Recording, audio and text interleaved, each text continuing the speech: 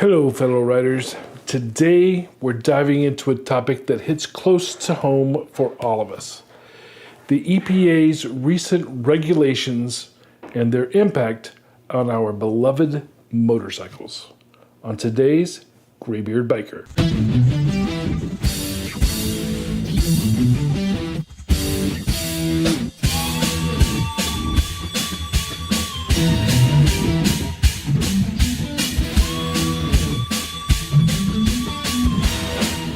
You know what makes motorcycling special?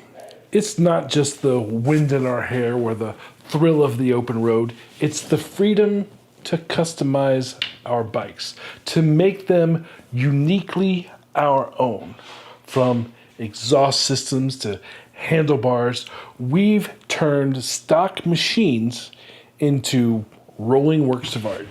But now, the EPA wants to slap catalytic converters on our tailpipes, just like they've done to cars. Remember when cars were meant just to be fun things to have, right? They made a cool noise, they harnessed real power, and they made you feel like a badass because you got to be the one right there behind the wheel of it, right? Sure, they say it's about emissions, but some people may think it's about control. That they're encroaching on our right to tinker, to fine-tune, and to express ourselves through our rides under the guise of environmental climate control. And what about that sweet symphony of engine notes? The roar of a V-twin, it's music to our ears. But with mandated catalytic converters, that soundtrack is at risk. Imagine a world where every bike sounds like a muted lawnmower. No more rumble at stoplights. No more thunder echoing as we go through canyons. Our bikes would lose their soul, their character. Is that the price that we pay for cleaner air?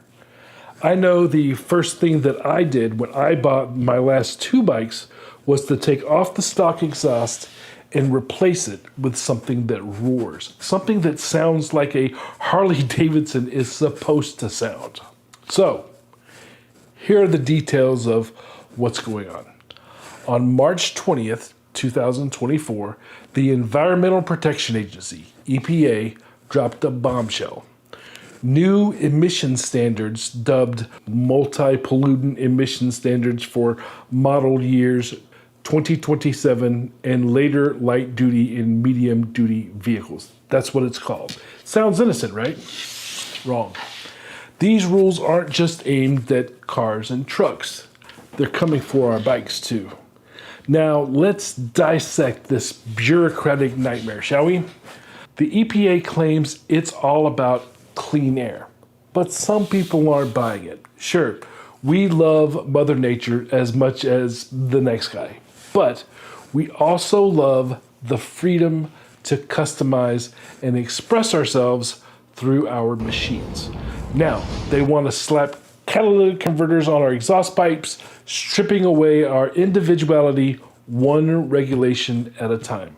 Starting from model years 2027 through 2032, they will be phasing in these new standards. What does that mean? How does that translate? Well, get ready for some serious red tape and headaches if you're planning on any mods or upgrades to your bike. They say it's for better air quality and health outcomes, but it feels more like a chokehold on our beloved two-wheelers. And don't even get me started on the irony of cracking down on motorcycles while letting the big polluters off the hook. Now, don't get me wrong, again, all for cleaner emissions, but do we really need those bulky, restrictive contraptions stifling the roar of our engines? Some manufacturers are already jumping on the bandwagon, but we're not sold on sacrificing performance and sound for a few less emissions. Now, let's talk about the climate change argument. Look, again, all for protecting our planet, but motorcycles, we are a tiny blip on the radar. We're not the coal industry or oil tankers. We're not the ones that's causing smog over cities. Now, the racing scene has already felt the EPA's heavy hand. Now they're coming for cruisers, touring bikes, adventure bikes, and cafe racers. It's like swatting a mosquito with a sledgehammer. We're not the problem, folks. Hold it! I want this man arrested! Captain, these men are a criminal violation of the Environmental Protection Act! Yeah, we get it. Clean air is important, but so is the freedom to ride as we please. It seems the motivation for a better environment always has ulterior motives and political motivations that skirt the actual issues. These regulations are like trying to fit a square peg into a round hole. They just don't work for us riders who live for the open road and the wind in our faces. And we aren't the issue. The number of motorcycles on the road is good for the environment. We make better use of gas. That's why they let us ride in the HOV lane. Now you want to put unwanted regulations on us? Make things more expensive, slower, and quieter? Look, I don't have a Prius. I don't want a Prius. Stop trying to give me a Prius. Ladies and gentlemen, electric cars, they're totally gay. It's true. I don't mean that they're homosexual gay, but I do mean your parents are the chaperone at the dance gay, right? You tuck it in and wear it real high gay. I don't want to disrespect anybody because I'm not about that, but I think we're understanding what we're trying to talk about here, right? I mean, honestly, the Nissan Spit, really? It screams this. Unsurprisingly, the backlash has been fierce. Motorcycle manufacturers and riders alike aren't taking this lying down. Industry groups like SEMA are crying foul, arguing that these regulations go way beyond the scope of the Clean Air Act. And they've got a point. Punishing manufacturers and riders for emissions that pale in comparison to the big boys of the road seems like a case of misplaced priorities. From amateur racers to weekend warriors, those of us that do long distance riding, we're all feeling the heat. Losing our ability to customize and modify our bikes isn't just an inconvenience. It's a direct attack on our way of life. And don't even get people started on what this is going to do to racing events. Again, it's not just about emissions. It's about our freedom to ride. We cherish the ability to customize and modify our bikes, and we won't stand for anyone trying to take that away. The racing scene is in jeopardy specifically. These regulations could spell the end of amateur and professional racing as we know it. Sure, protect the environment, but not at the expense of our riding experience.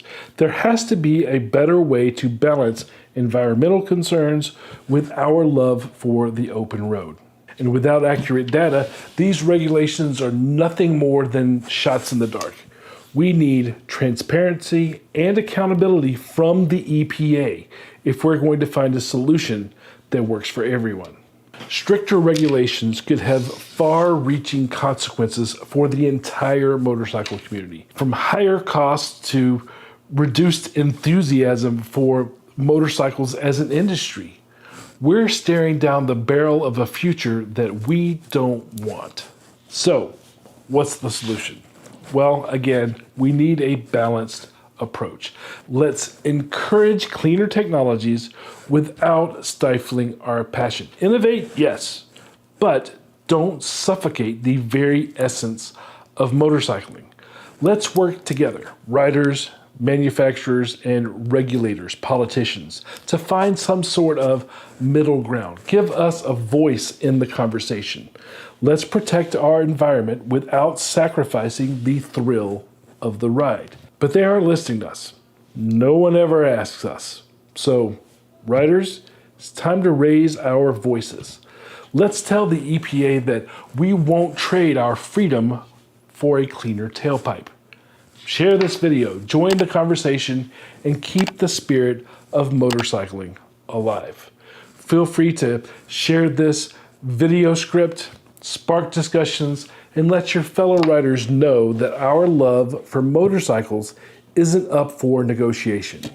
Now, I made and released this video a couple of days ago, and in my passion, I may have come out a bit misleading. So, to clarify, the March regulations that I mentioned don't actually mention motorcycles, but changes feel imminent, and the writing is on the wall. At this point, politics are putting real pressure on manufacturers and shops in these areas of environmental concerns. As the White House champions changing everything to electric, there's a real pressure that's being felt in the industry. Now, regulations can be different depending on where you live.